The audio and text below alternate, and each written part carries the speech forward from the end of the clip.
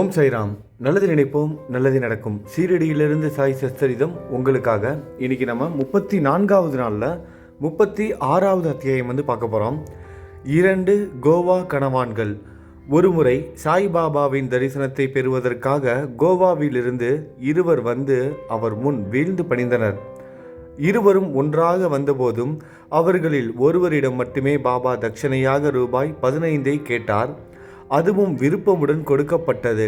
மற்றும் ஒருவர் தாமாகவே முன்வந்து ரூபாய் 35 அளித்தார்.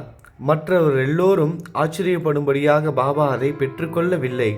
அங்கிருந்த ஷாமா பாபாவிடம், என்ன பாபா, இருவரும் ஒன்றாக வந்தனர், ஒருவரின் தட்சணையை நீங்கள் கேட்டு பெறுகிறீர்கள், மற்றொன்றை தாமாகவே அளித்த போதும் ஏற்றுக்கொள்ள மறுத்துவிட்டீர்கள், ஏன் இந்த வேறுபாடு என்றார். அதற்கு பாபா, ஷாமா, உனக்கு ஒன்று தெரியுமா? நான் ஒருவரிடமிருந்தும் ஒன்றும் எடுத்துக்கொள்வது இல்லை.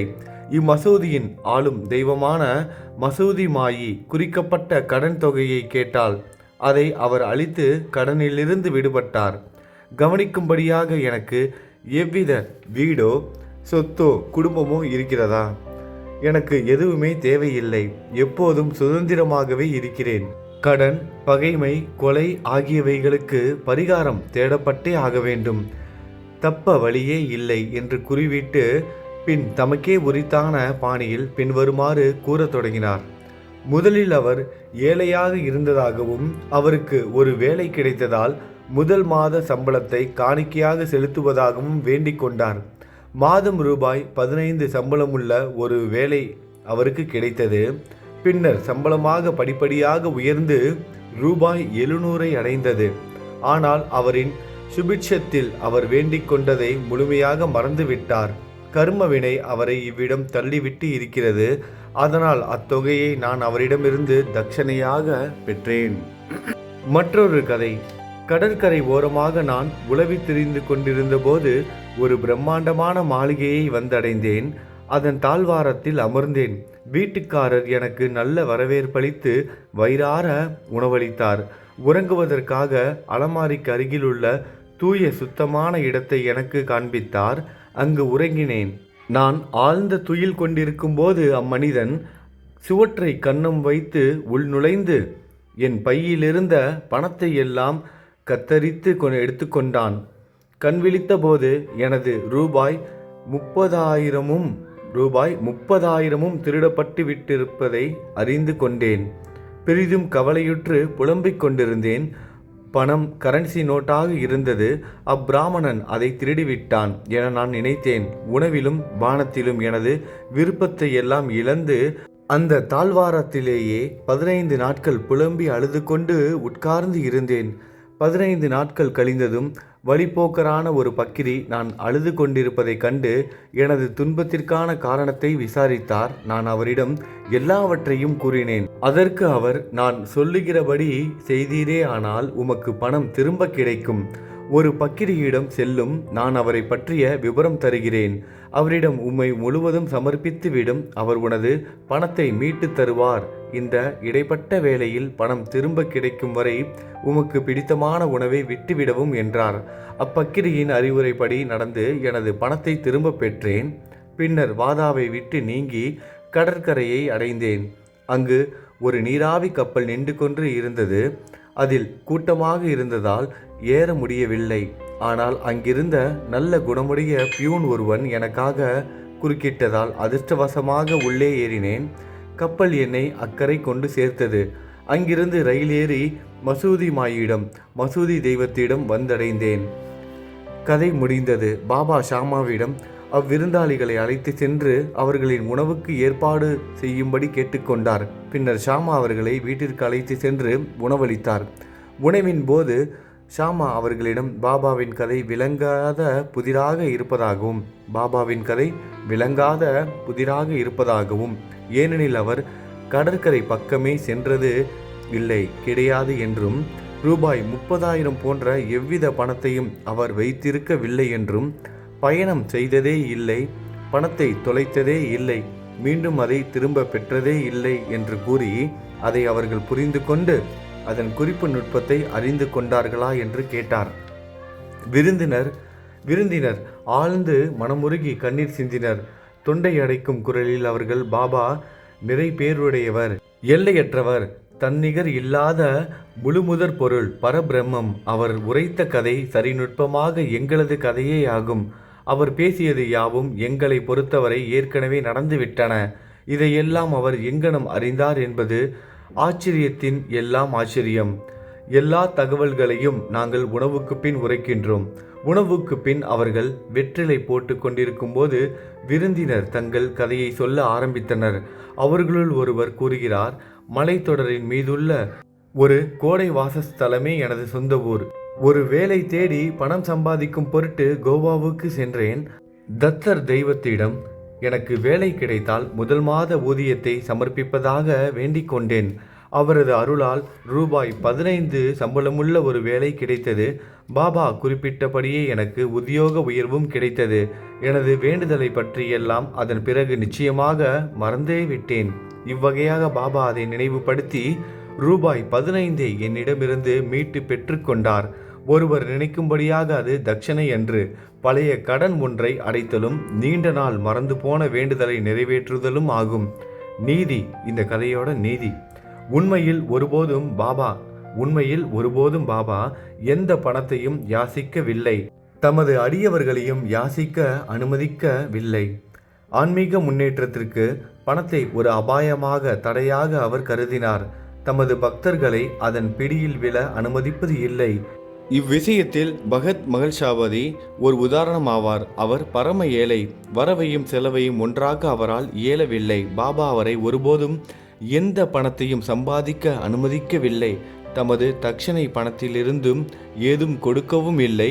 ஒருமுறை ஹம்ஸ் ராஜ் என்ற தயாளமும் தாராள குணமும் கொண்ட ஒரு வியாபாரி பாபாவின் முன்னால் மகள்ஷாபதிக்கு ஒரு பெருந்தொகை அளித்தார். ஆனால் பாபா அதை ஏற்றுக்கொள்ள அவரை அனுமதிக்கவில்லை.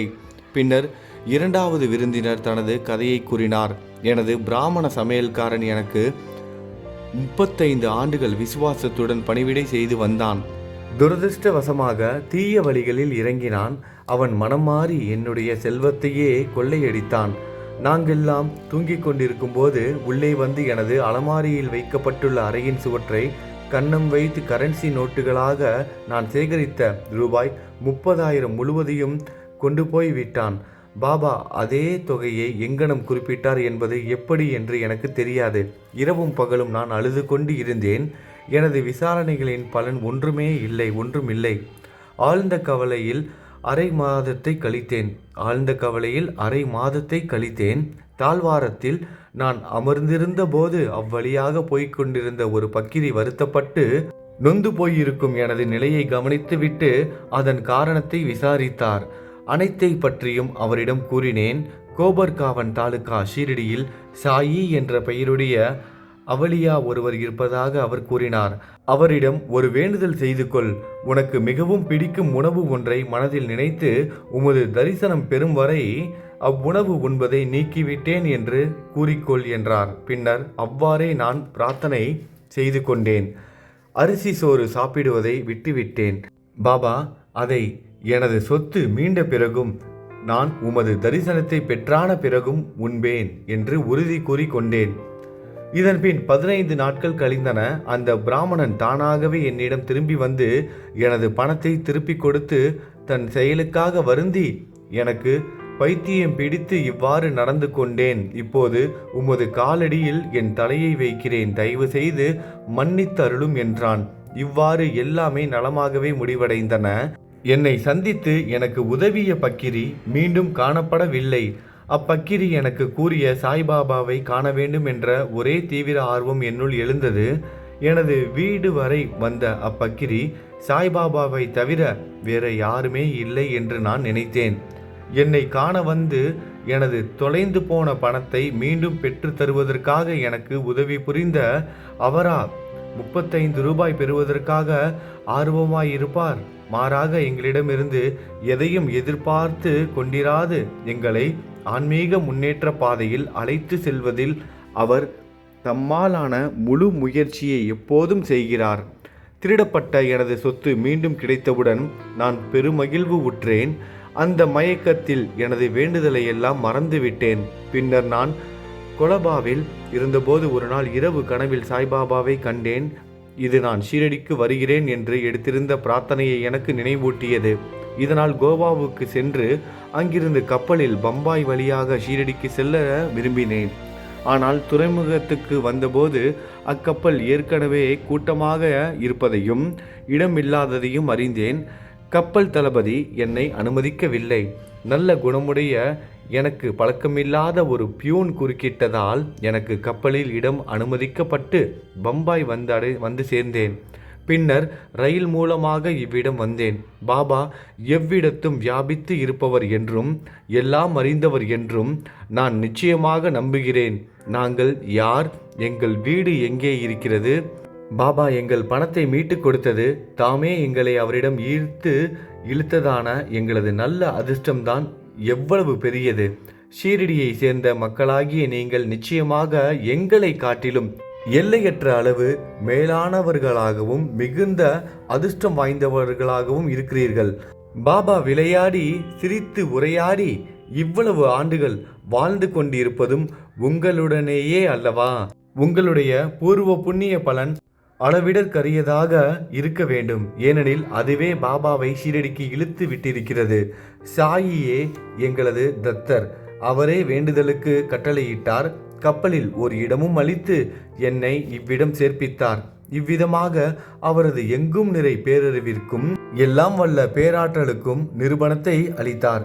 திருமதி அவுரங்காபாத்கர், சோலாப்பூரை சேர்ந்த சகாராம் அவுரங்காபாத்கர் என்பவரின் மனைவிக்கு 27 ஆண்டு காலமாக குழந்தையே இல்லை. கணக்கற்ற பிரார்த்தனைகளை அவள் கடவுளர்களிடமும் அம்மன்களிடமும் செய்து கொண்டாள். ஆனால் வெற்றி பெறவில்லை. பின்னர் அவள் பெருமளவு நம்பிக்கை இழந்தவளாக ஆனாள். இவ்விஷயத்தில் இறுதியான முயற்சியாக தனது சகோதரியின் புதல்வனான விஸ்வநாத்துடன் ஷீரடி வந்து பாபாவுக்கு சேவை செய்து கொண்டு 2 மாதங்கள் தங்கியிருந்தால் மசூதிக்கு அவள் சென்றபோதெல்லாம் கூட்டத்தால் மசூதி நிரம்பி இருப்பதையும் பாபா பக்தர்களால் சூழப்பட்டிருப்பதையும் கண்டால் அவள் அவரை தனியாக கொண்டு வீழ்ந்து வணங்கி தனது இதயத்தை திறந்து பிள்ளை வரம் வேண்ட விரும்பினாள்.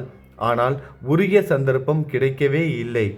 முடிவாக அவள் பாபாவிடம் அவர் தனியாக இருக்கும்போது தனக்காக பேசும்படி ஷாமாவிடம் கேட்டுக்கொண்டாள்.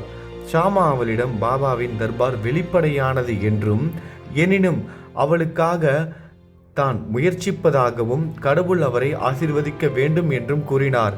தேங்காயுடனும் ஊதுபத்தியுடனும் முன்னிருக்கும் திறந்த வெளியில் பாபாவின் உணவு நேரத்தில் தயாராக இருக்கும்படியும் அவர் அவளுக்கு ஜாடை காண்பித்ததும் வரவேண்டும் என்றும் கூறினார். ஒரு நாள் உணவுக்கு பின் பாபாவின் ஈரக்கையை ஷாமா துண்டால் துடைத்து விட்டு கொண்டிருந்தார். பாபா அப்போது அவர் கன்னத்தை கிள்ளிவிட்டார். ஷாமா கோபத்துடன் பாபா கிட்ட ஷாமா வந்து பேசுகிறாரு. ஒரு பொய்யான ஒரு கோபத்தோட விளையாட்டுத்தனமாக பேசுகிறாரு ஷாமா.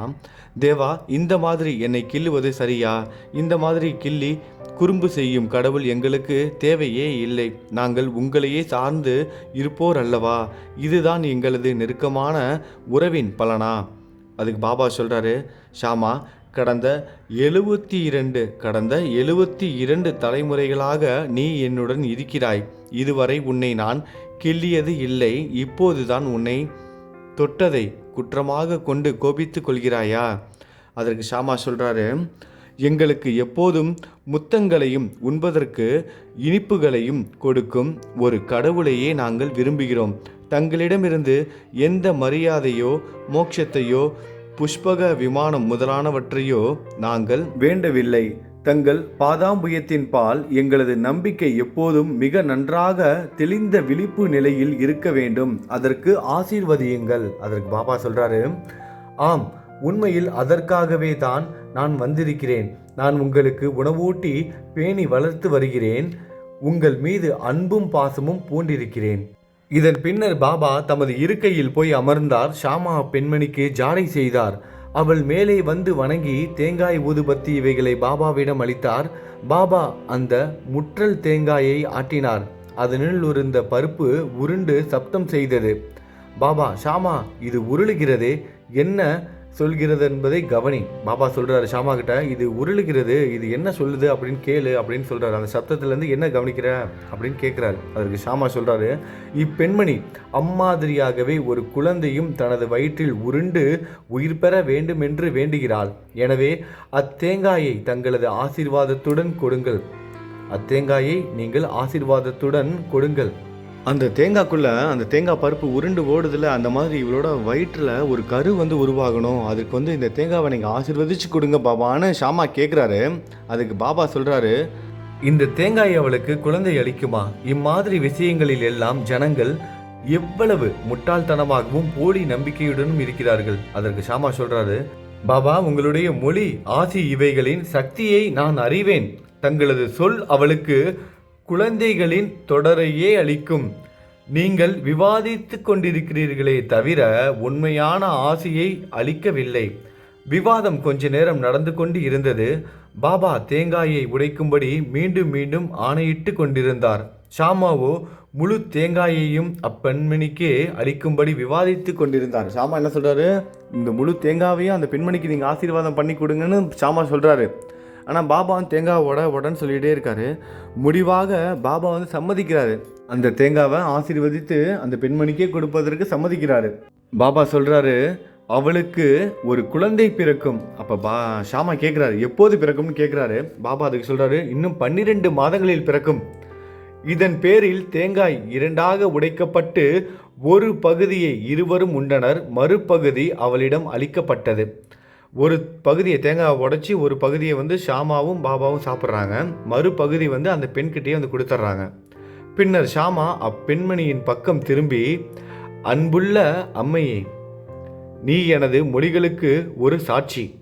12 மாதங்களுக்குள் உனக்கு குழந்தை ஏதும் பிறக்காவிட்டால் ஒரு தேங்காயை இந்த தெய்வத்தின் சாய்பாபாவின் தலையின் மீது அடித்து அவரை மசூதியிலிருந்து தேங்காயை தலையில் அடித்து மசூதியிலிருந்து அவரை வெளியே விரட்டி விடுவேன்.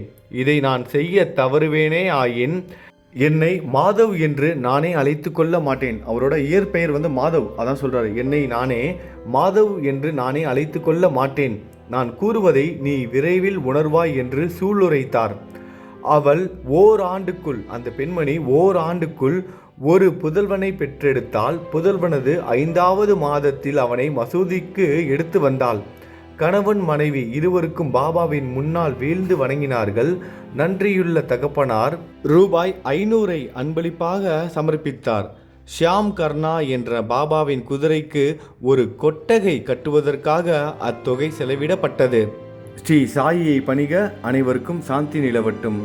நல்லது நினைப்போம், நல்லதே நடக்கும். ஓம் சாய்ராம்.